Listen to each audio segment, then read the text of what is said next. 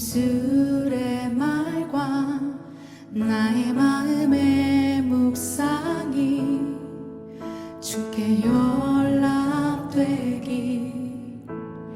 원하네. 내 입술의 말과 나의 마음의 묵상이 주께 연락되기 원하네. 내 입술의 말과 내 입술의 말과 나의 마음의 묵상이 주께 연락되기 원하네. 내 입술의 말과 나의 마음의 묵상이 주께 연락되기 원하네. 내 반성 나의 구원자 나의 노래하리유. 주님 눈에 축복되기 원하네. 모든 순간순간마다 주의 종 되기 원해. 주님 눈에 축복되기 원하네. 원하네.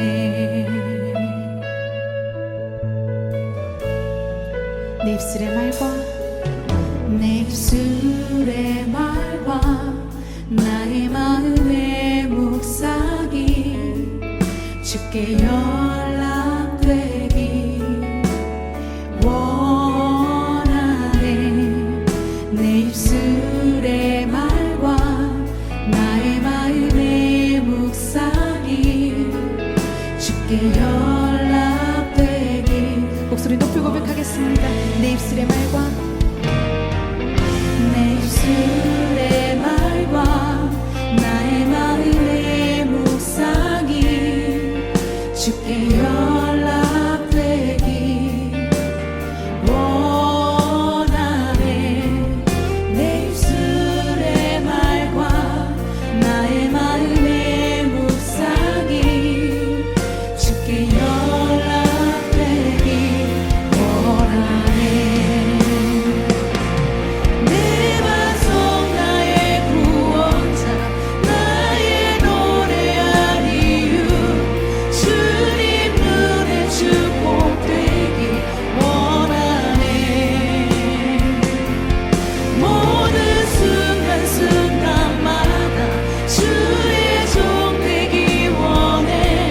주님 눈에 축복되기 원하네. 내 반성 나의 구원자 내 반성 나의 구원자 나의 노래하리유.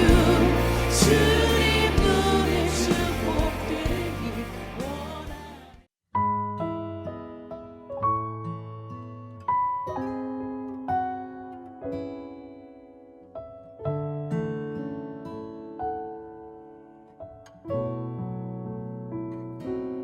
내 주 되신 주를 참 사랑하고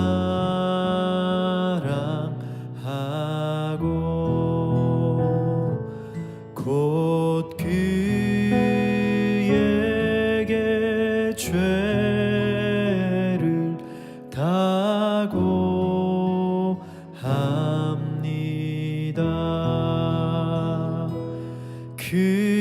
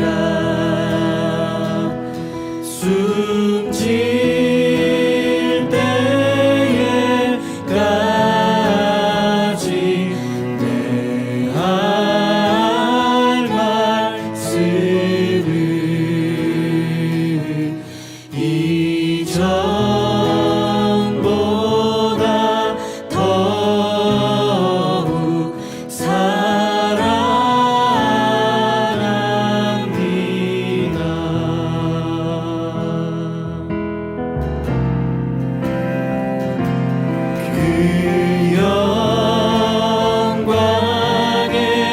나라 나 들어가서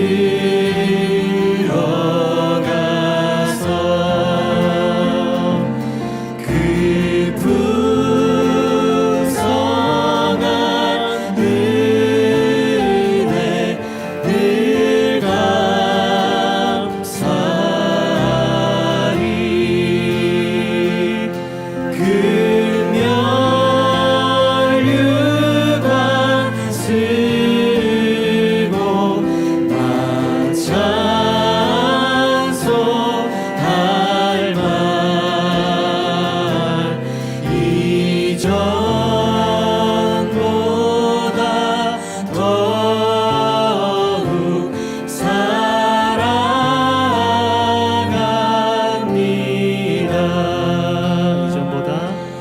이전보다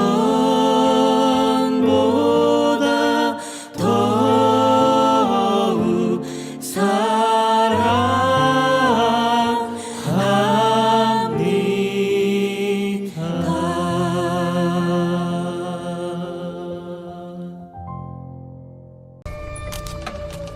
그들이 먹을 때 예수께서 떡을 가지사 축복하시고 떼어 제자들에게 주시며 이르시되 받으라, 이것은 내 몸이니라. 또 잔을 가지사 감사기도 하시고 그들에게 주시니 다 이를 마시매 이것은 많은 사람을 위하여 흘리는 나의 피, 곧 언약의 피니라. 진실로 너희에게 이르노니 내가 포도나무에서 난 것을 하나님 나라에서 새 것으로 마시는 날까지 다시 마시지 아니하리라. 이에 그들이 찬미하고 감람산으로 가니라. 예수께서 제자들에게 이르시되 너희가 다 나를 버리리라. 이는 기록된 바 내가 목자를 치리니 양들이 흩어지리라 하였음이니라. 그러나 내가 살아난 후에 너희보다 먼저 갈릴리로 가리라. 베드로가 여짜오되 다 버릴지라도 나는 그리하지 않겠나이다. 내가 진실로 네게 이르노니 오늘 이 밤 닭이 2번 울기 전에 네가 3번 나를 부인하리라. 내가 주와 함께 죽을지언정 주를 부인하지 않겠나이다. 모든 제자도 이와 같이 말하니라. 2024년 2월 13일 6.19 온전함 기도에 오신 성도님들을 주님의 이름으로 축복합니다. 예수님은 십자가에 달리시기 전날 제자들과 마지막 만찬을 하셨습니다. 예수님께서 떡을 떼어 제자들에게 주시면서 이것은 내 몸이니라고 하시고 포도주를 나누어 주시며 이것은 많은 사람을 위하여 흘리는 나의 피, 곧 언약의 피니라고 말씀하십니다. 그리고 이를 행하여 나를 기념하라고 말씀하셨습니다. 믿는 성도들이 이 말씀을 따라 행하는 성만찬은 침례와 함께 예수님의 몸된 교회가 시행하는 2가지 의식입니다. 성찬에 관한 해석에는 2가지 이론이 있습니다. 예수님이 주신 빵과 포도주를 취할 때 그 빵과 포도주가 예수님의 몸과 피로 변화한다고 주장하는 화채설이 있습니다. 천주교에서 믿고 따르는 생각입니다. 저희 기독교에서는 빵과 포도주는 예수님의 몸과 피를 상징한다는 상징설을 믿고 있습니다. 만약 제자들이 빵과 포도주를 취할 때 그 빵과 포도주가 예수님의 몸과 피로 변했다면, 아니 변한다고 생각했다면 아마 그것을 먹지 않고 거부했을 텐데 성경에는 그런 흔적이 전혀 없습니다.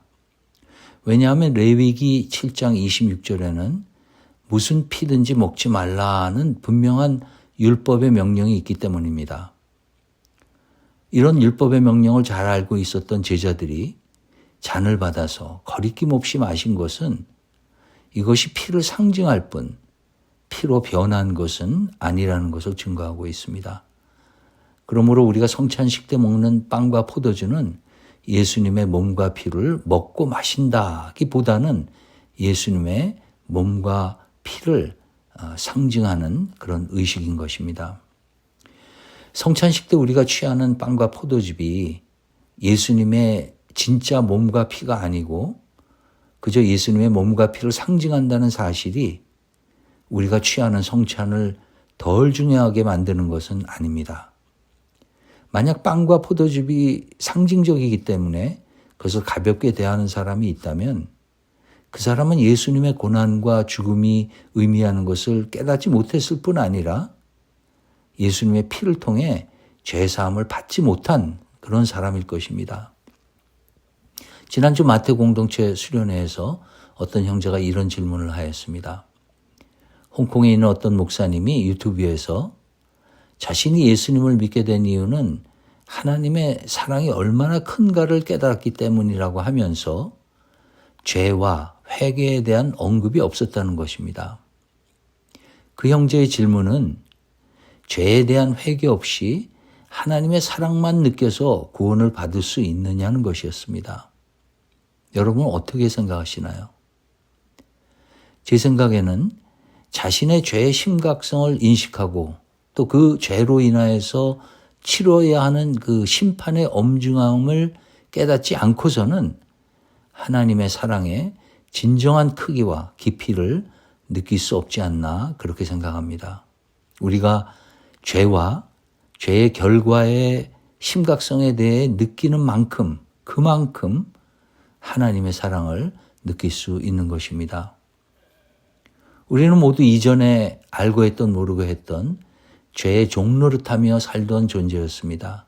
하와가 하나님의 선하심을 의심하고 아담과 같이 하나님의 말씀을 거역한 이후 인류는 죄의 영향력 아래에서 다가올 죽음과 심판을 기다리며 살아가고 있었습니다. 하나님을 사랑하기보다 돈과 명예와 권력을 더 사랑했고 눈과 입과 배와 몸의 쾌락을 위해 살아갔습니다. 이따금 양심에 찔려서 선한 일을 하기는 하지만 모든 선한 것의 근본이 되신 하나님께 영광을 돌리기보다는 자신이 영광을 받는 삶을 살았습니다.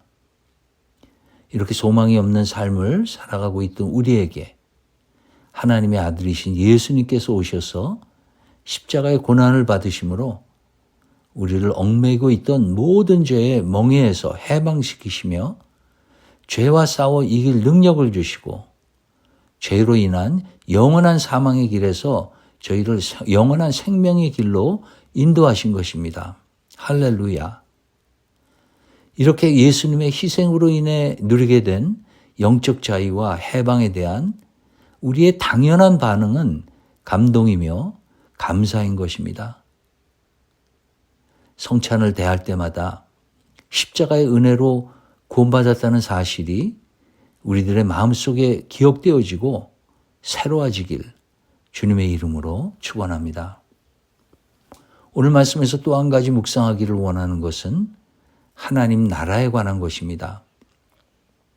나라에는 그 나라의 모든 운영을 결정하는 법이 있게 마련입니다. 미국에는 미국 사람이면 따라야 하는 법이 있고 한국에도 한국 사람이 따라야 하는 법이 있습니다. 오늘 말씀을 통하여서 하나님 나라의 법은 어떤 것인지 묵상해 보기 원합니다.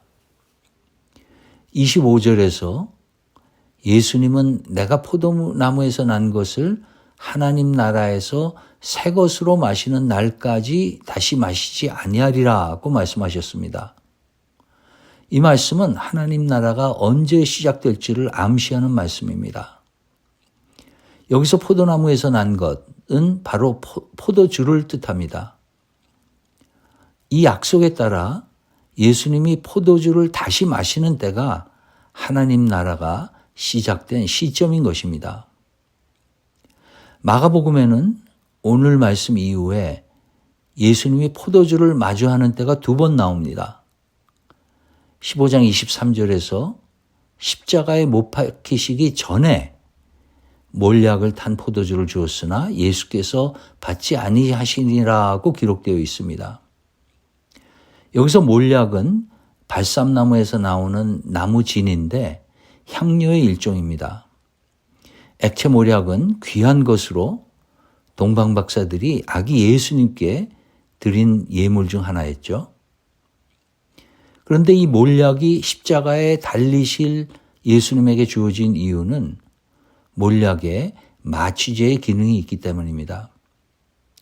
십자가에서 달리는 사람이 느낄 고통이 너무 심하기 때문에 십자가에 못 박히기 전에 몰약을 탄 포도주를 마시게 해서 그 고통을 덜도록 하는 것입니다. 하지만 예수님은 이 몰약 들은 포도주를 받지 않으셨습니다. 두 번째 나오는 포도주는 예수님이 십자가에 달리신 후 숨지시기 바로 전에 나옵니다. 15장 36절에 한 사람이 달려가서 해면에 신 포도주를 적시어 갈대에 꿰어 마시게 하고 라고 기록되어 있습니다. 즉 이 두 번째 포도주는 예수님께서 받으셨습니다.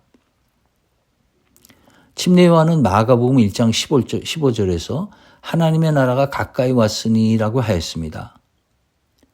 요한이 이 이야기를 했을 때는 예수님께서 태어나신 후이지만은 아직 하나님의 나라가 온 것은 아니라는 것입니다.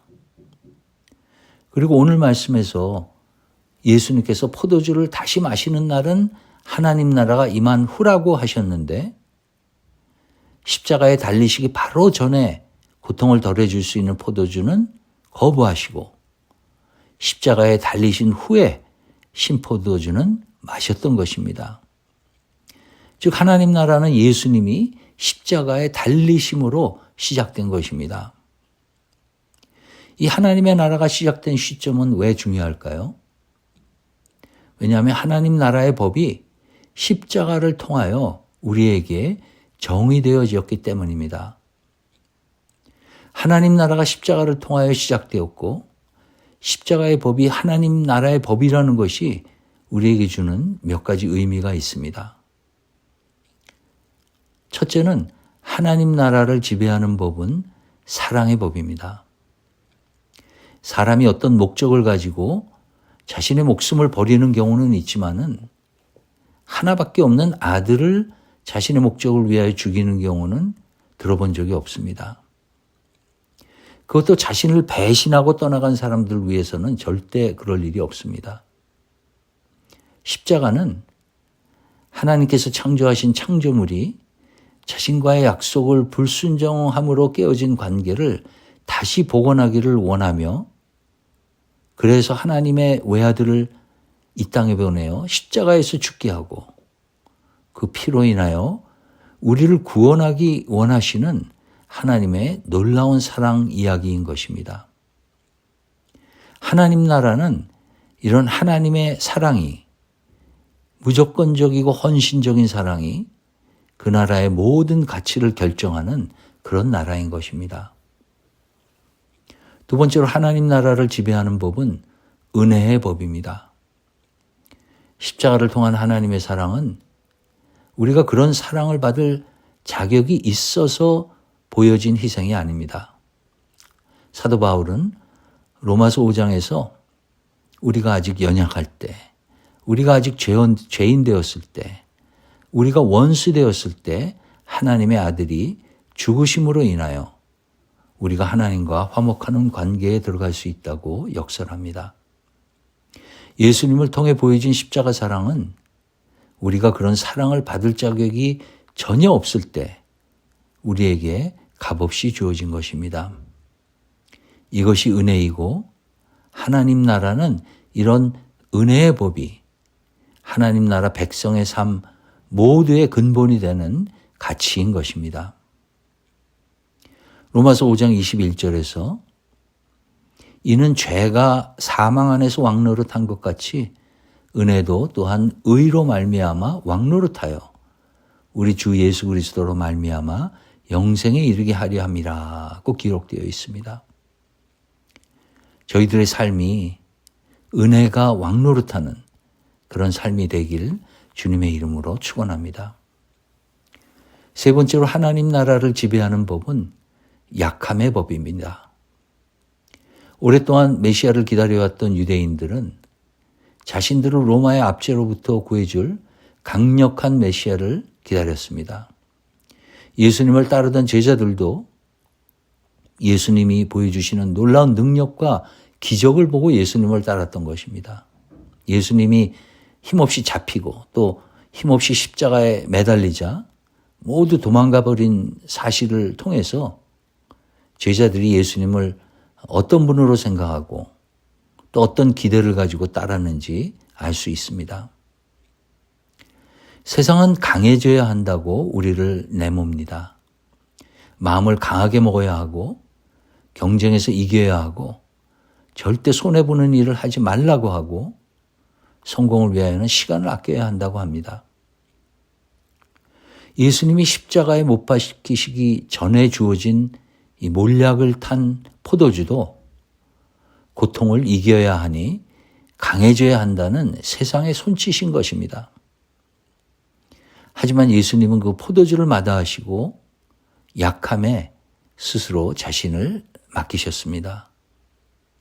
그리고 예수님께서 약함을 선택하는 순종을 통해서 하나님의 놀라운 능력이 나타난 것입니다. 사도 바울은 이런 약함의 법칙을 잘 깨달았습니다.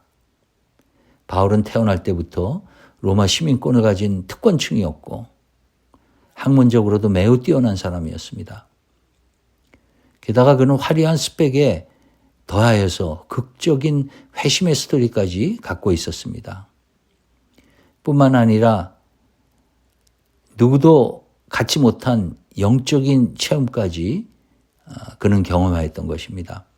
바울은 14년 전에 그의 영이 셋째 하늘까지 끌어올려져서 신비한 환상을 보고 계시를 받은 영적 경험이 있습니다. 이러한 화려한 배경과 신비한 영적 체험들이 바울을 자만하게 만들지 않게 하기 위하여서 하나님은 바울에게 육체의 가시를 주셨고 그 가시를 제거해 달라는 바울의 간구를 들어주시지 않으셨습니다. 오히려 내 은혜가 내게 족하도다. 이는 내 능력이 약한 데서 온전하여짐이라고 하셨습니다. 바울은 이때 원망하거나 불평하지 않았습니다. 오히려 약함의 비밀을 깨닫고 그의 약한 것들을 자랑했습니다. 하나님 나라의 법칙은 약함의 법칙이고 하나님께서는 자신의 약함을 인정하고 하나님 앞에 엎드려 주님의 도우심을 구하는 사람들을 긍휼히 여기시고 능력을 베풀어 주십니다. 내가 강하고 잘나고 부족함이 없으면 하나님이 일하실 수 없습니다. 하나님이 일하실 공간이 없는 것입니다. 사실 자세히 살펴보면 우리를 힘들게 하는 가시가 없는 사람이 없습니다. 건강의 가시, 물질 문제의 가시, 인간 갈등의 가시, 속썩이는 자녀들, 목장이나 섬기는 공동체에 있는 양들의 가시 등 적어도 한 가지는 우리에게 모두 다 있습니다. 그러나 하나님 편에서 보면 그 가시가 꼭 나쁜 것이 아닙니다. 우리는 그 가시 때문에 겸손하게 되고 깨어있게 되고 기도하게 됩니다. 이를 생각하면 우리도 나의 약함을 부끄러워하지 않고 오히려 감사하며 기뻐할 수 있는 것입니다. 성만찬이 있을 때만이 아니라 저희들의 매일의 삶 속에 예수님의 몸과 피가 묵상되어지는 시간이 많이 그리고 계속되기를 기도합니다. 오늘 하루 내려야 하는 많은 결정들, 만나는 많은 관계들에 십자가의 법, 즉 사랑의 법, 은혜의 법, 약함의 법이 적용되어서 우리의 삶 속에 또 우리의 주위에 하나님 나라가 세워져가는 귀한 시간들 되시기를 주님의 이름으로 축원합니다. 오늘 말씀을 생각하면서 기도하겠습니다. 예수님께서 십자가에서 당하신 육체의 고통과 흘리신 피를 묵상하면서 우리의 죄의 크기와 결과에 대한 엄중함을 다시 한번 생각해 봅시다. 혹시 이 시간 마음에 떠오르는 그런 죄가 있다면은 주님께 그 죄를 고백하고 회개하여서 하나님의 사랑을 회복하기를 원합니다. 그리고 십자가를 통하여 보여주신 하나님의 사랑과 은혜에 감사의 기도를 드립시다.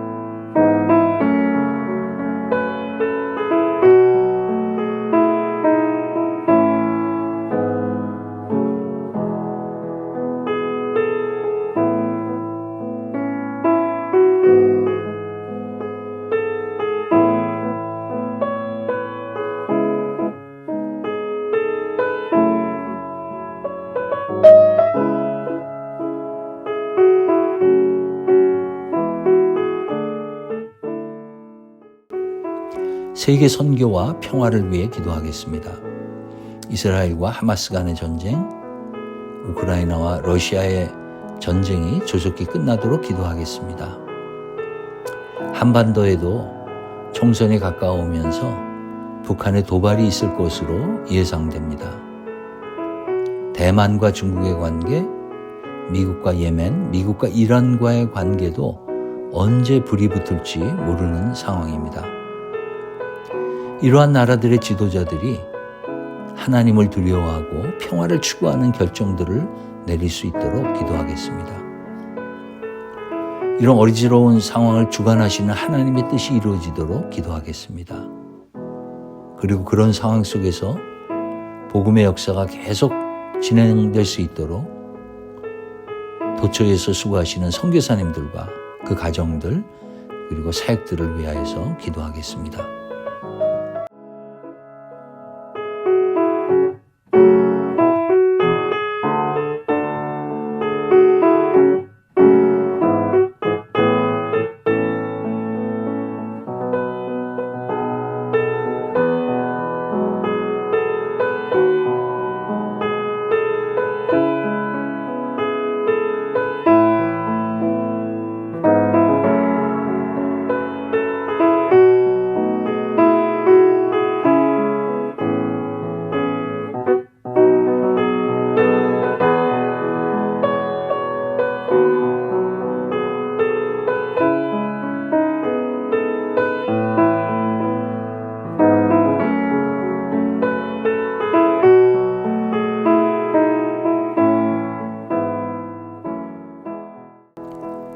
마지막으로 교회 사역을 위하여서 기도합니다. 비전 24 프로젝트를 위해서 기도하겠습니다. 차세대 미션센터 디자인이 마무리 단계에 있습니다. 또 공사를 할 컨트랙터를 선정하는 과정이 있습니다. 하나님의 지혜와 인도하심을 위해 기도해 주시기를 부탁드립니다. 또 성도님들 중에 영적으로 힘들어하고 질병으로 어려움에 계신 분들이 계십니다. 이분들의 회복과 치유를 위해 간절히 기도하겠습니다.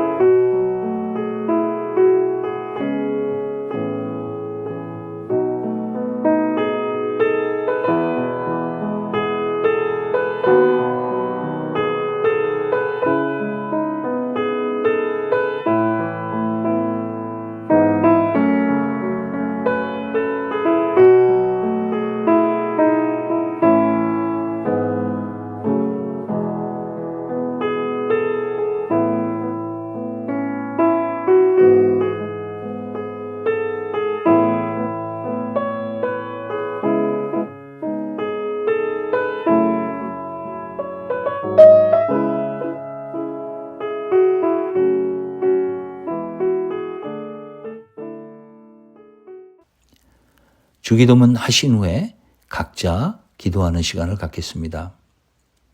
하늘에 계신 우리 아버지여, 이름이 거룩히 여김을 받으시오며 나라가 임하시오며 뜻이 하늘에서 이루어진 것 같이 땅에서도 이루어지이다.